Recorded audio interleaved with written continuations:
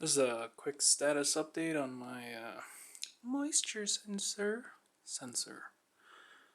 project, which I have been pouring hours of my life into. A seemingly innocent, simple project. Took weeks of my life. Anyway, this was the original version. It was supposed to run like completely off of an ESP-01. That's where the slot is right here. And like everything worked except like I even took the ESP-01 and did the crazy soldering like third pin on this chip right here. I did that by hand. That was nuts. It took me a couple tries. I think destroyed a couple ESPs, but yeah, so it only accepts 1 volt, so this sensor can put out like 3 volts, so I had to divide it. And every time I tried it, like it would stop working. Like you'd dip it in water and it wouldn't show much of a difference. Whereas when it works normally, it goes from like 2.6 volts open air to like 1.2 or something in water, submerged completely. So yeah, that made me like try out a Seeeduino because it was like one of the smallest Arduinos. And I had like a nano, but it seemed overkill. This is overkill too. It has like so many pins. That's why this thing can have like 8 of these sensors attached to it.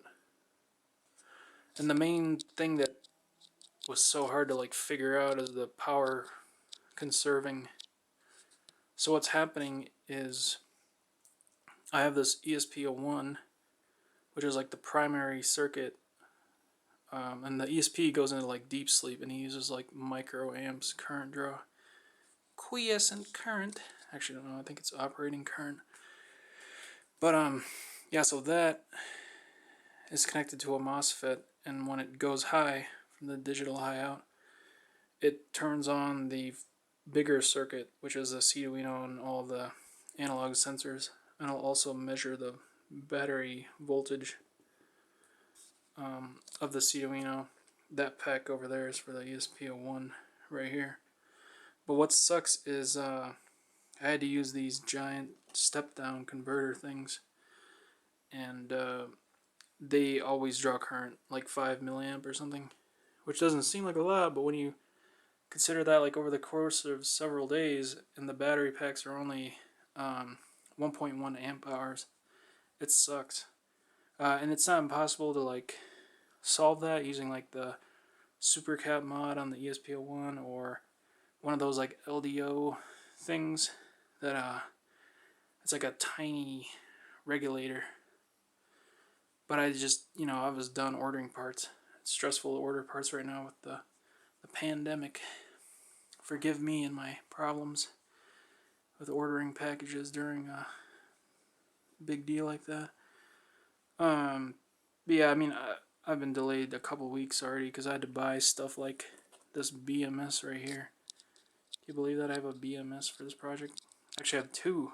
It's 1 per battery. I gotta attach those. But yeah, so when this goes high, it turns that on, and then this one does all the sampling by turning its MOSFET on. So then it can feed these sensors. They're all parallel wired from the source. And then when it's done, it sends the data to the ESP. The ESP receives it as serial data, transmits it. ESP goes back to deep sleep after turning off the big circuit. And you can see like the code here. I don't actually expect you to read it. I'm just showing, but and then so there it is working, and it looks like with the different delays I have, it sends every like 44 seconds because it's like 30 plus 5 here, 5 there. So yeah, this is pretty much how this thing will work, except those entries will be 1 day. This is a node server running on a Pi, and I'll also capture the voltage, and then I can display it on a website, pretty charts and whatnot. But mostly the entire point is I have a indoor IoT like little garden, and it's not really a garden, it's just like random plants under a growth light. But yeah, I I had these like 2 potatoes that I just let grow in a cup of water and they became massive. And then apple seeds that I keep trying to grow and they keep dying. So yeah, and then the whole point is this thing will alert you and say like, water me, senpai, as a joke. But yeah, so that's where I'm at with this project. It's not even like close to being done right now. I have to, sorry I keep zooming in, there's like so much crap everywhere, I don't want you to like judge me, the house rat.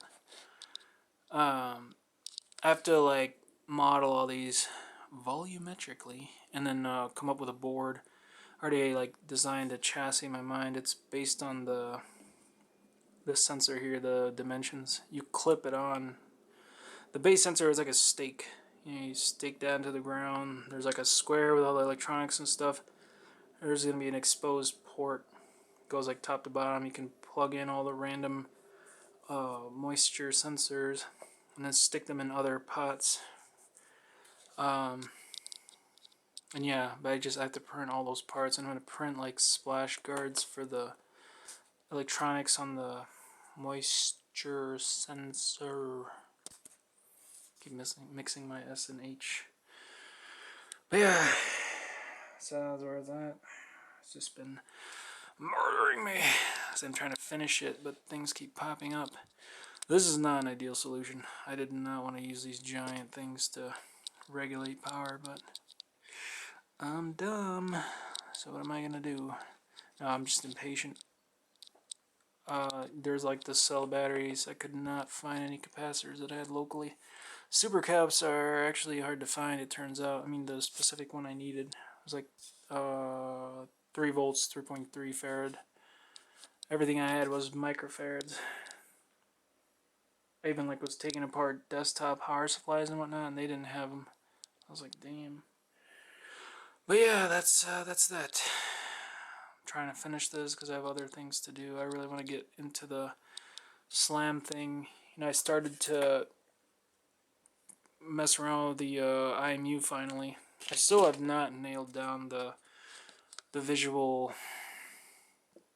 stuff. Like I'm still trying to come up with some algorithm that can bound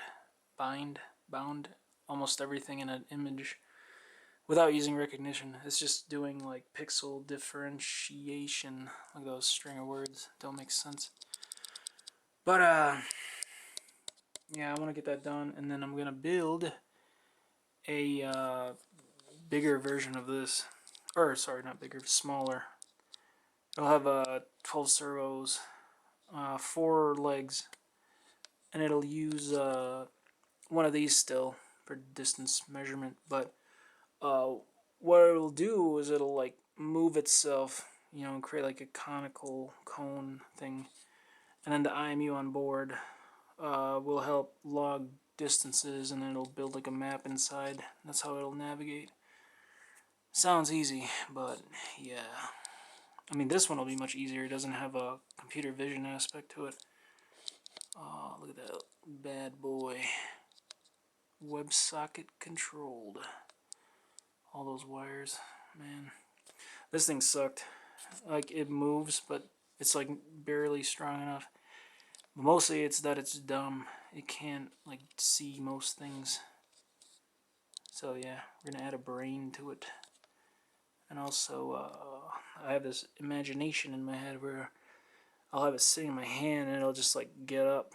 It'll open its legs and stand up, you know, like, and then it'll do this like wiggling thing to make a map, and then it'll move around.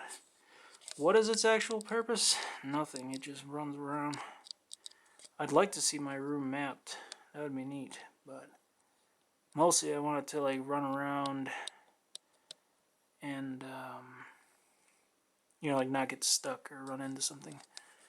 But yep, I'm gonna end this video because it's too long. But yeah, I'm looking forward to getting on that. I also bought myself a DLG composite. Damn, that thing was expensive. So I'll be flying that, but I had some thoughts about that. There's not too much room in the fuselage, and I'm not trying to like dirty up the outside, but I wouldn't mind messing around with like telemetry and maybe soft autopiloting just based on IMU and maybe like a variometer. It would just be like autonomous soaring kind of deal, but I don't know. There's a timer. That's it.